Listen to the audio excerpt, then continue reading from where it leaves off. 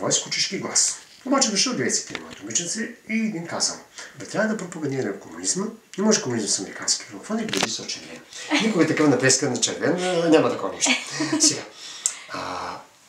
най-важното, което искам да снимаш моето момче, на този инструмент, един велик българин написва две от най-хубавите български песни. Непременно го снимай. Първата песничка е детска, след 5-6 години, като си имате дечица, може да ги преспиваш с нея и започва така. Сладко пойна чучулига, над полето се издига и с разперени крилца, Литва долу на целца. Втората песен е по-сериозна.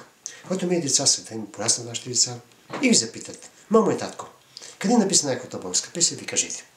Ами има един особняк дядо там от музея в Ловеч. Той каза, че най-хубавата песен е написана тук, на 9 май 1901 и звучи така.